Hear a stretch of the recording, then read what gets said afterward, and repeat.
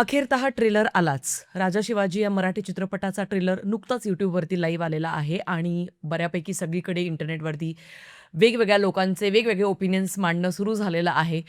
मूळतः मला जर का तुम्ही विचाराल तर टीझरपेक्षा ट्रेलर हा नक्कीच चांगला आहे. कैक पटीने चांगला आहे. कारण टीझरमध्ये ज्या आपल्या जेवढे काही कंप्लेंट्स होत्या, अगदी एक-एक करून त्या कंप्लेंट्स पूर्णतः वगळण्याचा प्रयत्न त्यांनी ट्रेलरमध्ये केलेला आहे असं आपल्याला दिसतंय. अर्थात सगळ्यात महत्त्वाची गोष्ट जी या ट्रेलरमध्ये बघून थोडंसं बरं वाटलं, थोडंसं चांगलं वाटलं ते म्हणजे हिंदवी स्वराज्य या शब्दाचा वापर त्यांनी केलाय, जो टीझरमध्ये कुठेच नव्हता. बिलीव्ह मी कुठेच नव्हता आणि त्याच्याचमुळे टीझर रिव्ह्यूमध्ये आपलं थंबनेल जे होतं ते हे होतं. असो, सध्या ट्रेलरबद्दल जर का बोलायचं झालं तर फक्त हिंदवी स्वराज्य या एका शब्दाचा वापर त्यांनी याच्यामध्ये टाकलाय एवढाच एक बदल आहे का तर अजिबात नाही. इतर सगळे बरेच बदल आहेत. जसं की टीझरमध्ये सगळ्यात जास्त एक गोष्ट खटकत होती आपल्या सगळ्यांच्या डोळ्यांना ती म्हणजे खोटं रक्त, त्याच्यानंतर CGI आणि VFXचं काम आपल्याला बिलो एव्हरेज तिथे दिसत होतं. कारण का लढाया, युद्धनीती, वॉर सिक्वेन्सेस या सगळ्या गोष्टी दाखवण्याकरता CGI, VFXचा हेवी वापर त्यांनी केलेला आहे चित्रपटामध्ये. हे आपल्याला टीझर पाहिल्यानंतर लगेचच लक्षात आलं होतं.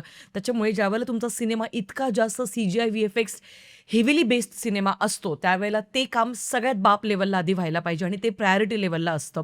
त्याच्यामुळे तीच गोष्ट सगळ्यात जास्त टीझरमध्ये आपल्या डोळ्यांना खटकत होती. पण आता इथे मात्र त्यांनी ॲक्शन सिक्वेन्सेसचे बऱ्यापैकी सीन्स हे कट डाऊन केलेले आहेत. ते ॲक्चुअली ट्रेलरमध्ये टाकलेलेच नाही आहेत. सो फ्रँकली स्पीकिंग हा एक निर्णय मी तरी पण चांगला निर्णय म्हणूनच कन्सिडर करेन. राजा शिवाजी या चित्रपटाच्या टीझर नंतर कुठेतरी खूप हिरमोड झाला होता. कारण का रितेश देशमुख या अभिनेत्याला महाराजांच्या भूमिकेमध्ये बघणं ते थोडंफार झेपलं नाही मला फ्रँकली स्पीकिंग ज्यावेळेला टीझर आपण सगळ्यांनी बघितला. आणि स्पेशली हा एक सीन जो टीझरमध्ये खूप जास्त खटकत होता. हा ॲक्चुअली त्या जिरेटोपचा प्रॉब्लेम आहे हे मी माझ्या टीझर रिव्ह्यूमध्ये सुद्धा मांडलं होतं, की टीझरमध्ये जिथे-जिथे रितेश देशमुख हे आपल्याला महाराजांच्या भूमिकेत ओपन हेअरमध्ये दिसताय, जिथे त्यांनी जिरेटोप ॲक्चुअली घातलेला नाहीये, परिधान केलेला नाहीये. तिथे ते खूप जास्त कन्विन्सिंग वाटतायत आपल्याला. पण जिथे त्यांनी तो व्हाईट कलरचा स्पेशली जो तो एक रेडीमेड जिरेटोप आपल्याला दिसतोय, तो ॲक्चुअली रेडीमेडच दिसतोय टीझरमध्ये बघितल्यानंतर. तर तो कुठेतरी त्याला कारणीभूत असू शकतोय, असा माझा एक अंदाज होता. इथे मात्र आपल्याला ट्रेलरमध्ये ॲक्चुअली वेगवेगळ्या पद्धतीचे जिरेटोप पाहायला मिळत आहे. कापडी जे बनवलेले आहेत जिरेटोप म्हणजे जागीच जे बांधतात, तर तशा पद्धतीने तो आपल्याला रॉ फॉर्मॅटमध्ये दिसतोय. त्याच्यामुळे तो थोडासा कन्विन्सिंग वाटतोय. पण अगेन ती जी एक फ्रेम होती टीझरमधली ती थँकफुली त्यांनी इथे वापरलेली नाही आहे ट्रेलरमध्ये. ते बघून जरा बरं वाटलं आणि त्याच्यामुळे ट्रेलर बऱ्यापैकी चांगला वाटतोय, बेटर वाटतोय टीझरपेक्षा. ऑफकोर्स टीझर नंतर लगेचच जे छत्रपती अँथम आलं अजय अतुल यांनी बनवलेलं, यांनी गायलेलं, यांनी लिहिलेलं, ह्या गीतरचनेला तोड नाहीये असं मला वाटतं. कारण गूजबम्स आहेत आणि कुणीतरी असं म्हटलंय, मी रिसेंट आत्ता ऐकलं जितेंद्र जोशी यांच्याकडनं, की शहारे जे असतात अंगावरती येणारे ते तुम्ही विकत नाही घेऊ शकत. ती भावना तुम्ही विकत नाही घेऊ शकत आणि छत्रपती अँथम ऐकल्यानंतर जेन्युइनली सांगतेय, कंटिन्युअसली कुठेही जात असताना फक्त आणि फक्त तेच गाणं वाजतंय कारमध्ये किंवा कुठेही आम्ही असो, तेच ऐकतोय रिपीट लूपवरती. मी इतकी जास्त त्याच्यामध्ये अशी स्टक झाली आहे पूर्ण. इतकं सुंदर ते गाणं आहे आणि परत एकदा तीच गोष्ट इथे सिद्ध झाली, जो अख्खा महाराष्ट्र सांगत होता लक्ष्मण हुतेकर यांना, की प्लीज छावा चित्रपटासाठी आम्हाला अजय अतुलच हवेत. ते ह्या कारणाकरता. ते त्यांनी सिद्ध करून दाखवलं त्यांच्या गीतरचनेमधनं. आणि अजून तर बघा, अजून तर बरीच सगळी गाणी यायची आहेत चित्रपटातली. अजून तर BGM आपल्याला ऐकायला मिळणार आहे. वेगवेगळ्या ठिकाणी वेगवेगळ्या पद्धतीने डिझाइन केलेलं.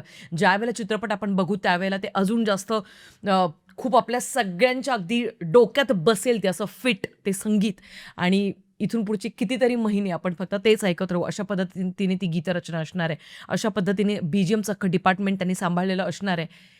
याची आपल्याला सगळ्यांना आता एक ग्वाही आलेली आहे आणि एक शिक्कामोर्तब झालेला आहे.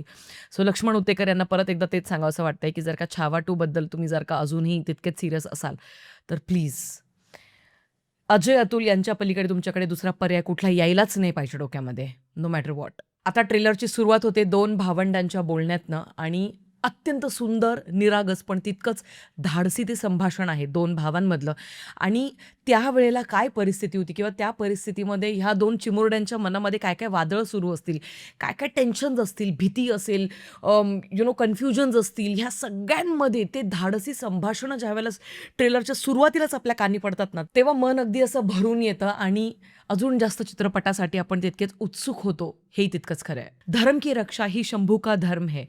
ज्यावेळेला हा डायलॉग आपण ऐकतो त्यावेळेला खरंच सांगते गुजबम्स येतात आणि परत एकदा मी तेच सांगेन, की मी अजूनसुद्धा का बरं काय माहिती, पण अभिषेक बच्चन यांच्या कास्टिंगबद्दल 50-50 आहे.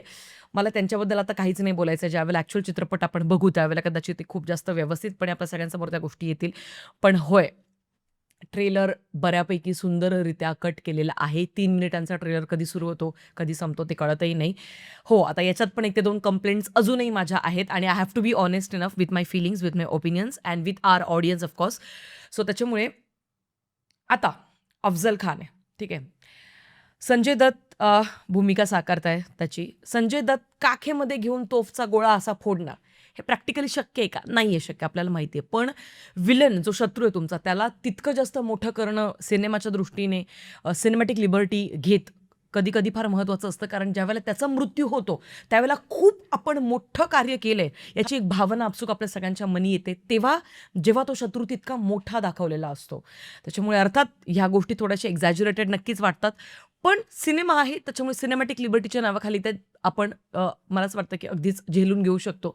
आणि ॲज सच मला काही कंप्लेंट नाही त्याबद्दल. पण तेच की खूप जास्त स्लो मोशन्स आहेत, भरभरून स्लो मोशन्स आहेत आणि तो जो एक काखेतला जो सीन आहे तर तो कुठेतरी गळ्याखाली नाही उतरत. पण ठीक आहे, सिनेमा आल्यानंतर अजून जास्त चर्चा नक्कीच करू आपण. भाग्यश्रीच्या मुखी तो एक डायलॉग ऐकल्यानंतर खरंच सांगते, खूप हायसं वाटलं, खूप सुंदर वाटलं. कारण आम्हाला खानाचं मस्तक पाहिजे शिब्बा. मा जिजाऊंची भूमिका त्या साकारतायत आणि ती भूमिका सगळ्यात कणखर आहे, सगळ्यात महत्त्वाची आहे. संपूर्ण शिवचरित्रामध्ये सगळ्यात महत्त्वाची व्यक्ती मा जिजाऊ आहेत आणि त्याच्यामुळे ती भूमिका साकारताना तितका जास्त पॉवरफुल परफॉर्मन्स देणं हे तितकंच महत्त्वाचं आहे. आणि त्याच्यामुळे भाग्यश्री यांचा तो एक डायलॉग अख्ख्या 3 मिनिटांच्या ट्रेलरमध्ये तितकाच जास्त ठसा उमटवतो आपल्या सगळ्यांच्या मनात. भाग्यश्रीच्या त्या डायलॉगनंतर लगेचच 2:38ला छत्रपती अँथमच्या गजरात आपल्या सगळ्यांना रितेश देशमुख यांची एंट्री होताना दिसते, महाराजांची एंट्री होताना दिसते. आणि तिथे तो सीन असणार आहे ज्यावेळेला ते अफजलच्या त्या कुटीमध्ये येतात किंवा त्याच्या त्या महालात येतात किंवा त्याच्या तो जो एक टेंट असतो त्या टेंटमध्ये ते एंट्री घेत आहेत. आणि बिलीव्ह मी अख्ख्या म्हणजे थिएटरमध्ये शिट्ट्या, टाळ्या काय म्हणू नका ते सगळं वाजणार आहे आणि जोरजोरात म्हणजे जय जयकार होणार आहे, हे मात्र तितकंच कन्फर्म. ही ताकद आहे यार अजय अतुल यांच्यात, म्हणजे तोड नाही यार. आपल्याकडे हे जे रत्न आहेत ना, 2 रत्न, यांना तोड नाही अख्ख्या जगात. मी असं म्हणेन, मी अजिबात अतिशोक्ती करत नाही. अख्ख्या जगात अजय अतुल यांना तोड नाही आहे. 0:36ला फ्लिप होऊन जो तो एक तलवारबाजीचा सीन दाखवलाय, कमाल. तो अख्खा ॲक्शन सिक्वेन्स ॲक्च्युअली सगळ्यात इम्पॉर्टंट असणार आहे. मी टीझरपासून सांगते, परत एकदा सांगते, अख्ख्या चित्रपटामध्ये हा एक ॲक्शन सिक्वेन्स सगळ्यात लाँगेस्ट ॲक्शन सिक्वेन्स असणार आहे आणि सगळ्यात इम्पॉर्टंट असणार आहे. आणि लई बाप स्ट्रॅटेजीज आपल्याला ॲक्शन सिक्वेन्समध्ये पाहायला मिळणार आहे. आणि कारण हा एक क्लोज स्पेसमध्ये ॲक्शन सिक्वेन्स शूट केला, त्याच्यामुळे इथे CGI VFXचं तितकंसं काही काम डिमांड नाही करत. पण ज्यावेळेला ते किल्ल्याच्या बाहेर मोकळ्या रानात, मोकळ्या ठिकाणी, डोंगरांच्या इकडे तिकडे ज्यावेळेला ते ॲक्शन करताना दिसणार आहे, तिथे ते VFX आणि CGIचं काम खूप जास्त डोळ्यात चढणार आहे. आणि आय एम प्रिटी शुअर की आता टीम त्याच्यावरती काम करायला पाहिजे, त्यांनी करत असणार आहे. अजूनही त्यांच्याकडे बऱ्यापैकी 14-15 दिवस आहेत. त्याच्यामध्ये बऱ्यापैकी खूप चांगल्या पद्धतीचे करेक्शन्स करून काम सुंदररित्या आपण इम्प्रूव्ह करू शकतो असं मला वाटतं. So let's see. सिनेमा आल्यानंतरच 1 मेला आपल्या सगळ्यांना ते कळणार आहे. अजून एक महत्त्वाची गोष्ट जी मला हायलाईट करावीशी वाटते, जी खूप महत्त्वाची आहे, की हिंदी, मराठी आणि तेलुगू या 3 भाषांमध्ये चित्रपट रिलीज होणार आहे. पण तेलुगू भाषेतला ट्रेलर अजूनही त्यांनी रिलीज केलेला नाही आहे YouTubeवरती. तो एव्हाना एकाच वेळेला, एकाच दिवशी हे 3ही भाषेतले ट्रेलर ॲक्च्युअली अपलोड व्हायला पाहिजे होते फॉर सम रिझन. पण ते नाही झालेले आहेत. आणि आता कारण तेलुगू ऑडियन्ससुद्धा तितकीच महत्त्वाची आहे आपल्या सगळ्यांसाठी, त्याच्यामुळे त्यांना तितकं इग्नोर करणं मला योग्य वाटत नाही आहे. सो त्यामुळे मेकर्स लवकरात लवकर आजच्या आजच ॲक्च्युअली तो ट्रेलर अपलोड व्हायला पाहिजे YouTubeवरती तेलुगू भाषेतला. So let's see. सो 1 मेला सिनेमा थिएटर फुटणार आहे, हे मी यासाठी लिहिलं कारण ऑफकोर्स महाराज म्हणजे आपल्या जिव्हाळ्याचा विषय आहे. आता जे कास्टिंगबद्दलचे जे डाऊट्स आहेत ते अजूनही माझ्या डोक्यात तसेच आहेत. म्हणजे मी अजिबात त्याच्यामध्ये काही चेंज करत नाही माझ्या ओपिनियन्समध्ये. जसं की फरदीन खान असेल किंवा त्याचा का बरं त्याला घेतलेलं आहे, म्हणजे आता ते सिनेमा आल्यानंतरच कळेल आपल्या सगळ्यांना. इतरही ज्या 2-3 गोष्टी आहेत, ज्या CGI VFXवरती ज्या आपल्या कंप्लेंट्स होत्या, त्या आता कशा पद्धतीने आपल्याला मोठ्या पडद्यावरती दिसतात, हे सगळं काही आपल्याला 1 मेला बघता येणार आहे. पण हे मात्र नक्की की मराठी सिनेमा सृष्टीतला हा पहिला असा महाराजांवर बनलेला सिनेमा आहे, जो सगळ्यात जास्त बजेटमध्ये बनला आहे. 100 कोटी सांगितलं जात आहे. या सिनेमाला ॲक्च्युअली प्रॉफिटेबल होण्यासाठी 200 कोटीपर्यंतचा बिझनेस करणं महत्त्वाचं आहे. सो वेळच ते ठरवेल आता नक्की काय कसं होणार आहे. बाकी तुमचं काय म्हणणं आहे राजा शिवाजी या चित्रपटाच्या ट्रेलरबद्दल ते मला कमेंट सेक्शनमध्ये कळवायला विसरू नका. भेटूया पुढच्या व्हिडिओमध्ये. तोपर्यंत काळजी घ्या. जय शिवराय.